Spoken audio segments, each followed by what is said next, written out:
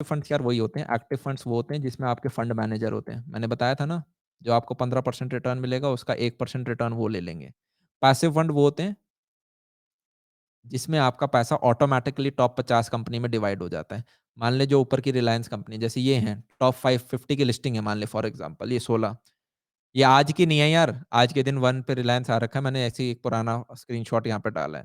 तो मान ले 1 पे जो होगा उसको मेजॉरिटी पैसा ₹4 डल गए, उससे जो कम होगा उस पे 3.5 डल गए, उससे कम पे 3 डल गए, उससे कम पे ₹2.7 डल गए, उसके कम पे 2.5, डिपेंडिंग अपॉन उसका कितना बड़ा मार्केट कैप है, ठीक है? जैसे ओहो! वेटेज आगे ऑलरेडी दे रखा है, मैं पता नहीं क्यों लिख रहा हूँ।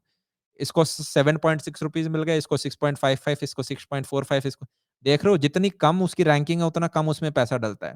तो मान लो आपके पास आज के दिन ₹100 तो आपके ₹100 का ₹7.6 सबसे बड़ी कंपनी में जाता।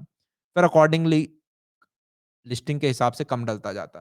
तो ऐसे में अब कोई फंड मैनेजर नहीं लग रहा है यार और आपके जो रिटर्न्स हैं वो टोटली आपको मिल जाते हैं। मैं हमेशा अपना पैसा पैसिव फंड्स में डालता हूँ क्योंकि मेरा मानना है मार्केट को कोई प्रेडिक्ट नहीं कर सकता, कोई नहीं कर सकता। क्या आपको पता था कोरोना आने वाला है? काफ़ी लोगों को ये पता था पैंडेमिक आएगा पर किस चीज़ का आएगा, कोरोना का आएगा, कब आएगा, कितने टाइम तक रहेगा, किसी को नहीं पता था। ये कुछ उसी प्रकार की चीज़ है यार कि आप बैठ-बैठ के बस प्रेडिक्ट कर रहे हो कि इंडिया पाकिस्तान में से कौन जीतेगा, ठीक है? हाँ, तो अपना आप पैसिव फंड में डालते हो, मैं किसी फंड एक्टिव फंड में नहीं डालता, काफ़ी ज़्यादा स्टेबल होते हैं ये और आप अपना पैसा 2 टाइप की चीज़ होती है यार एक होता है इसमें सिप अमाउंट, एक होता है इसमें लंप सम। सिप अमाउंट का मतलब ये होता है कि आप मंथली उसमें कुछ डालते रहते हो, कि आपने 5,000 पर महीने डाल दिया या आपने 15,000 पर महीने डाल दिया। सैलरी का एक छोटा कंपोनेंट आप उसमें पर मंथ डालते रहते हो। लंप सम का मतलब होता है जैसे ही कोरोना आया था एकदम से डिप आई थी, तो मैंने अपनी सिप तोड़ के हेवी अमाउंट डालने स्टार्ट कर दिए थे, कि मान लो आप 1 दिन में 15 लाख डाल रहे हो उसके अंदर। तो इस प्रकार से आप उसमें उसको हम बोलते हैं एक बार में पैसा डालना इज़ लंप सम। आप अपनी मंथली सिप भी डाल सकते हो और ये 5-5 हज़ार रुपए है ना यार आपको पता नहीं चलेगा किस प्रकार से बहुत हेवी बल्किंग बन जाएँगे 30 साल, 40 साल बाद।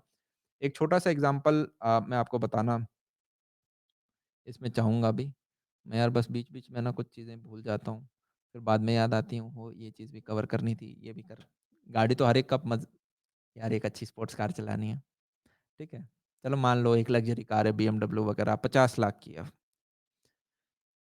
आज आप उसको नहीं खरीद सकते। आपका यूँ है यार मैं 30 साल काम करूँगा, फॉर एग्ज़ाम्पल जो एक नॉर्मल आदमी सोचता है और 30 साल बाद मैं इस गाड़ी को लूँगा। क्या मैं बोल सकता हूँ महँगाई भी बढ़ेगी 6% इन्फ्लेशन से?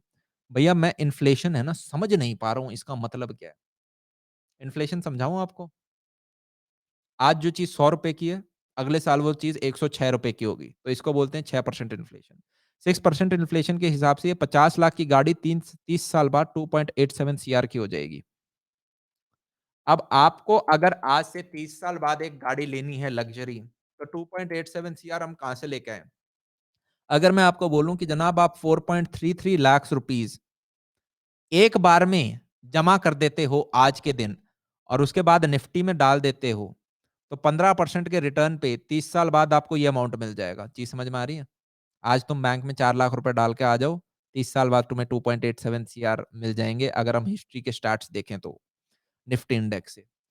फिर मैंने कहा ओके, आपके पास और कम पैसा है, आपके पास सिर्फ 2.5 लाख 2.56 लाख है, तो आप जूनियर निफ्टी में डाल दो। जूनियर निफ्टी मतलब जो 50 से आपके बाद की कंपनीज़ होती हैं, उनको हम 100 तक की बोलते हैं। तो मैंने कहा 17% रिटर्न आपको दे रही होंगी जूनियर निफ्टी।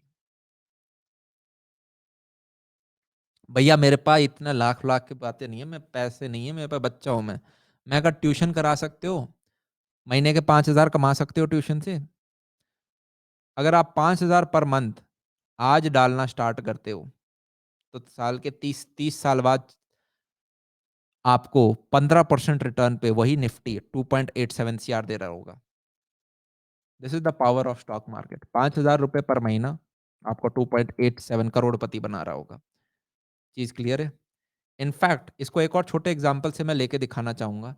मान लो यार आपके नाना जी ने 1979 में ₹200 डाले होते बैंक के अंदर पर मंथ, डाल सकते हैं? ठीक है?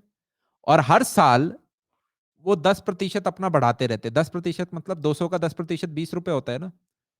तो 1980 में वो ₹220 इसमें बढ़ा देते। बेसिकली मैं महँगाई के हिसाब से जा रहा हूँ क्योंकि सैलरी बढ़ती है ना यार, 10% आपकी सैलरी हर महीने हर साल बढ़ती है।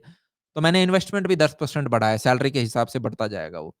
तो इस प्रकार से अगर आप 2019 तक इन्वेस्टमेंट करते रहते वही ₹200 पर मंथ के हिसाब से, तो जनाब आज आप एक करोड़पति होते 1.48 सीआर।